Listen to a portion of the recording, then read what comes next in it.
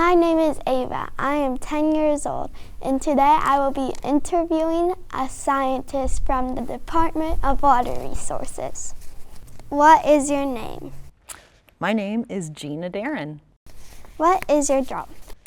I'm an environmental scientist. I get to work here at the Department of Water Resources, and I get to work with an awesome team, and we work on restoration of tidal habitat sites in the Sacramento-San Joaquin Delta, and we are restoring these habitats for the fish species that live there. And then my job specifically in all of that is to help us manage the invasive species that do come into these newly restored habitat sites and have a tendency to muck things up. Oh. What is an invasive species? What is an invasive species? So usually when we're talking about invasive species, we're talking about species that didn't grow up here in California in the ecosystems that we're working to protect. So these are species that maybe are from other places that come into the ecosystem. Usually they're brought by humans, and what happens is they don't have the predators and the herbivores and the diseases that all the species that did grow up here in California have to keep their populations in check. So these invasive species tend to come in and they can be bullies, they can take up resources, they can really harm the other species that are there because they don't have predators, they don't have diseases, they don't have anything to keep them in check when they get here. So our job as managers is to help keep those bullies in check so that they play nice with the other species, the plants and the animals that live in the habitats we're trying to protect. What is the most common invasive species that you see? The most common invasive species here in California, oh my. Well, one you might be familiar with is a plant. It's called yellow star thistle. Have you ever seen in like late summer, you're hiking around and there's this really pretty yellow but very pokey plant. It has sharp spines sticking out around the flower heads. It's actually toxic to horses. If horses eat yellow star thistle, they get brain lesions. It's real bad. Plus it's very pokey. The bees love it though. The bees love to eat the nectar of the yellow star thistle, and they make honey, and it's a spicy honey, and beekeepers love it. So there's always something good about every species that's out there. But right now, what's going on with yellow star thistle is it's just taking over the California wildlands. It has a very, very deep root, so it can take water that is for the other plants, and they can't reach it because they don't have as deep of roots. It uses up the water that we could be using for us, for drinking, for the fish, for all of the work we do. So it's just a really bad plant, and there's millions and millions of acres of it now in California. Is there any animal invasive species? Sure are, yeah. There are a lot of animals that can get moved around by people and cause trouble when they get there. So for example, the nutria. So the nutria, the other name for it is koipu. It is a giant rodent. And it comes from South America originally, but it showed up here in California. And one of the problems with nutria for us in California is it burrows. So it's a very big rodent, and it can burrow like a ground squirrel into our levees. And we definitely do not want big giant holes in our levees that holds the water back. They also eat a lot. So they are vegetarians, but they absolutely just like the little tiny bottom of all of our marsh plants, the real sweet spot, I guess, if you like that kind of thing. So they will bite off the bottom of the plant and leave the rest of the plant to die. But they will do that for so many plants, and it just is ruining all of our restoration efforts that we're trying to restore these habitats. So we're really interested in not having nutria here in California, and there's a group at the Fish and Wildlife Department that's working on that for us. What was the first thing that got you interested in science? Wow, you're taking me back. The first time I really got interested in science, and I remember this because my family took me to the Brookfield Zoo in Chicago, Illinois, and I saw the dolphin show. And that was the first time I'd ever seen a dolphin. I must have been around 5 years old. And I was mesmerized. I thought these were the most beautiful creatures. And, you know, for all the faults that zoos may have, they really do inspire young kids to want to conserve animals and habitat and get interested in science. So I decided when I was right then and there, I was going to be a marine biologist. And then shortly after, I think I was 7 years old when the Disney Little Mermaid, the animated one, came out in the theaters. It was my first movie I ever saw in the theater. And I decided right then and there, not only was I going to be a marine biologist, I was going to be a mermaid. And I have accomplished both of those. How did you become a mermaid? Well, I did always want to be a marine biologist, and I did enjoy the Disney Little Mermaid movie. And so when I went to college, I decided to get my scuba diving certification. And scuba divers, we take the air down with us. So we have an air tank and we can breathe through the regulator, and then you can actually be underwater for a very long time, and the fish get used to you and they come up to you, and it's really great. Why I think I'm a mermaid is because when I come back up to the surface with all of my scuba dive buddies, somehow I have way more air left in my tank than they do. So I'm wondering if somehow I may have gills. Is there a place that you went to as a kid that got you interested in science? That was the place. It was the Brookfield Zoo and the theater. Why are you interested in science? I'm curious. When we were in Hawaii, I also saw a dolphin show. It was super cool. Awesome. Oh yeah, I went in a shark cage. You did shark cage diving? That's very brave. And it's an excellent way to see sharks in a safe way and hopefully not interfere with them, and they don't interfere with you. Absolutely. What a great experience. What do you think about sharks? They're cool. I like their eyes. Their eyes are very cool. Mm-hmm.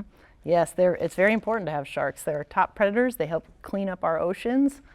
It's another animal that I'm very interested in as a marine biologist. Type of shark? Yeah, do you remember what kind of sharks you saw in the shark cage dive? Yeah, Galapagos sharks. And makos. Oh, wow. And we went like 4 miles out, and there was like a bunch of sharks underneath us, and it was super cool. They're super cool. They're curious, right? They were probably looking at you and wondering, what is this creature? Yeah, super cool. Sharks have been around for a really, really long time. They're one of the oldest animals. I brought something I want to show you because I also love sharks. And I learned how to scuba dive, which is why I think I'm a land mermaid. So I brought you to show you some really cool things I found while scuba diving. So what you saw were alive sharks. Those sharks, and a lot of species have been around for a long time, but one shark we don't have anymore is the megalodon. So a megalodon was a shark that lived probably 23 million years ago. And sharks, you might know, their body is made totally of cartilage. Like, feel your ears. That's what a shark's entire skeleton is made of, except for their teeth. So really the only thing we have left from those sharks that lived millions and millions of years ago is their teeth. That is a megalodon tooth. You're holding something in your hand that might be 20 million years old right now. That's heavy. Yeah, it's because the bone got filled in with minerals and now it's a rock. That's what happens to fossils. So these are different megalodons. So imagine a shark with a mouthful of these teeth. We also have another shark that is extinct. You will never see this shark again, the hemi. So look at the serrations on those teeth. Wow. That thing was massive and tough. I also found a fossilized extinct horse tooth while I was scuba diving. This is in Florida off Venice Beach. A horse tooth. Yeah, so there's some really cool stuff out there to find. And this is for you. This is a gift. I thought you might be interested in animals. That is a megalodon tooth that I collected while scuba diving, while being a mermaid in Florida, off Venice Beach. Thank you. You're welcome.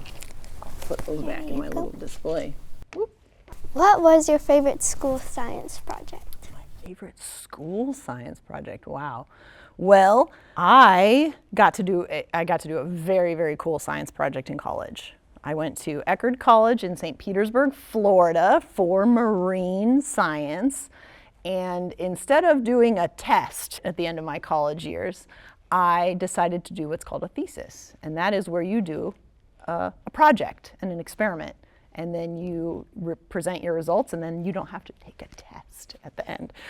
So I worked with my mentor professor, Dr. Nancy Smith, and we did the coolest study because she was called in to investigate a new invasive species in Tampa Bay, and it was clogging up the power plant intake pumps and pipes, and it was causing all kinds of problems, and like, what is this new species here in the bay? So she helped identify it, and we started looking into how to manage the species.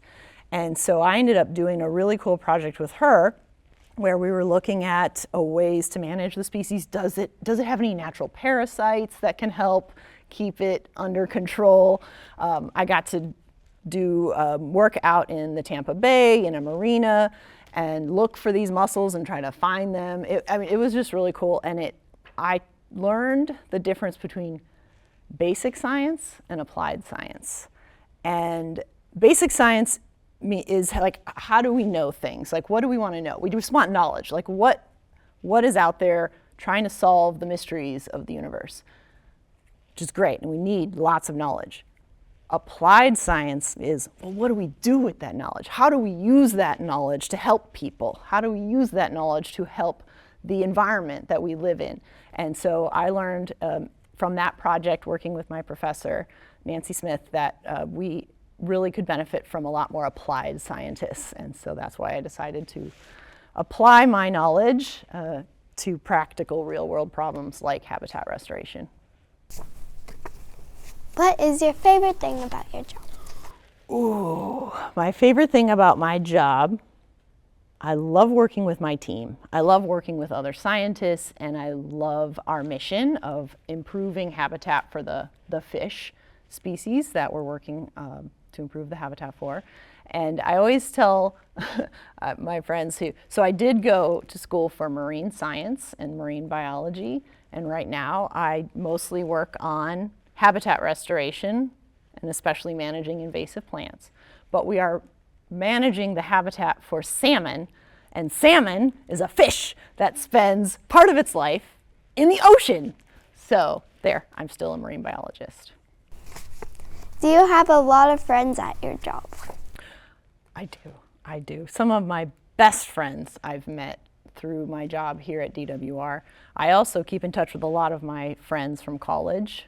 And one of the other things I learned in college besides marine science was swing dancing. And so I took that with me here to California, and I've been swing dancing, and some of my very best friends have come from my job and from my swing dancing. And there's a lot of swing dancing scientists out there, it turns out. Do you go to cool places for work? Oh, I get to go to the coolest places for work.